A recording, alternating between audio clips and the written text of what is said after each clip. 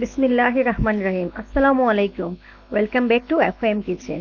আজকে আমি আপনাদেরকে বানিয়ে দেখাবো অনেক মজাদার crispy crunchy creamy chicken mayo bread roll, যা কিনা আপনি বানিয়ে পুরো মাস জুড়েও ডিপ ফ্রিজে স্টোর করে রাখতে পারবেন।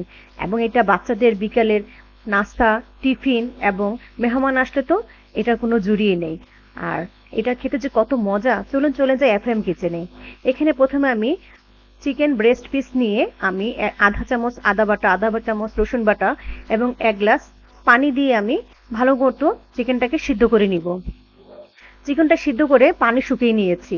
এখন দেখেন 2টি কাঁটা চামচ দিয়ে আমি এভাবে চিকেনের পিসগুলিকে আমি শেড করে নিব। এভাবে শেড করে নিয়েছি। এখন একটি প্যানে 2 চামচ সয়াবিন তেল দিয়ে দিচ্ছি আধা চামচ রসুন বাটা, আধা চামচ আদা বাটা দিয়ে আমি 2 মিনিট ভেজে নিব। এখন দিচ্ছি 2টি মিডিয়াম সাইজের পেঁয়াজ কুচি দিয়ে 2 মিনিট ভেজে নিব। পেঁয়াজটা কিন্তু লালচে করে ভাজবো না। এখন দিয়ে দিচ্ছি সেট করা চিকেন। চিকেনটা আপনারা এভাবে সিদ্ধ করেও ডিপ ফ্রিজে রেখে দিতে পারেন। এখন দিচ্ছি 1 চামচ চিলি ফ্লেক্স এবং 1 চামচ অরিগানো দিয়ে আমি প্রায় 1 মিনিট ভেজে নিব। এখন দিচ্ছি 2 চামচ সয়া সস এবং 1 চামচ চিলি সস। চিলি সসটা দিলে কিন্তু এটা খুবই মজা হয়। চিলি সসটা দিয়েও আমি কিছুক্ষণ ভেজে নিব। এখন দিচ্ছি 1 চামচ কালো গোলমরিচ গুঁড়া।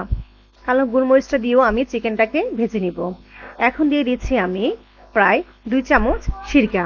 সিরকা দিলে আপনার চিকেনটা খুব জুসি হয়, ড্রাই হয়ে যায় না।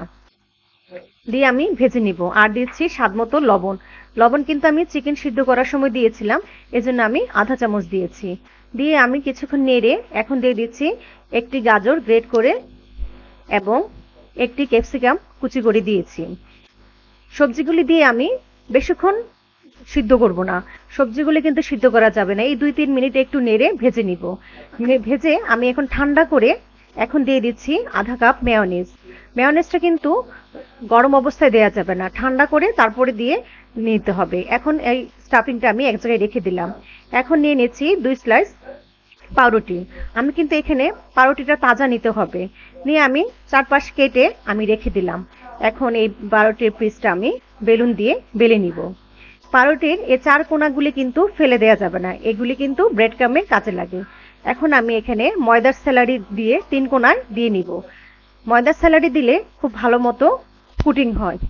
এখন দিচ্ছি 1 চামচ চিকেন স্টাফিং এবং দেখেন আমি দিয়ে নিলাম এবং দিচ্ছি কিছু চিজ।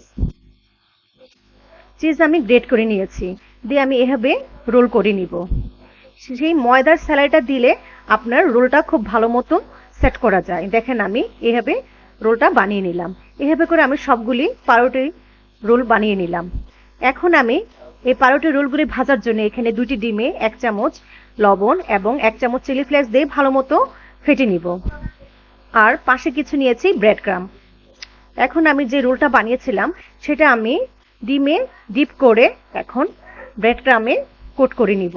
ভালো মতো কোট করে নিলেই ব্রেড ক্রামটা দেখেন এভাবে লেগে যাবে রোলে। আর পাউরুটি দিয়ে রোল বানাতে যে কি সহজ, আপনার এটা না বানালে বুঝবেন না। বাস এভাবে করে আমি সবগুলি ব্রেড রোলগুলি আমি ডিপ করে নিয়েছি। আর এভাবে আপনারা এভাবে করে বক্সে করে দেখে আপনারা ডিপ ফ্রিজে সংগ্রহ করতে পারেন। এখন চলে যাই ভাজতে। এখন আমি কয়েকটি প্যানে পরিমাণ মতো তেল নিয়ে তেলটা যখন গরম হবে তখন আমি একটি একটি রোল দিয়ে আমি ভেজে নিব। এক পিঠ ভাজা হয়ে গেলে আমি অন্য পিঠটাও ভেজে নিব। এই ফ্লেমটা কিন্তু লো টু মিডিয়াম হিটে থাকবে। মিডিয়াম হিটে থাকলে ক্রিস্পি হবে। বাস হয়ে গেল আমার ব্রেড রোলগুলি। দেখেন কত সুন্দর হয়ে গেল না, খুবই তাড়াতাড়ি করে। আর আপনারা যদি এই রেসিপিটা আমার পছন্দ হয়ে থাকে, আমার রেসিপিটাকে লাইক এবং চ্যানেলটাকে সাবস্ক্রাইব করে আমার পাশেই থাকবেন। আর এভাবে বানিয়ে আপনারা বাচ্চাদের টিফিন, মেহমান এবং বিকালের স্ন্যাক হিসেবে কিন্তু খেতে পারেন। আশা করি ভালোই লাগবে। আসসালামু আলাইকুম, ভালো থাকবেন, সুস্থ থাকবেন।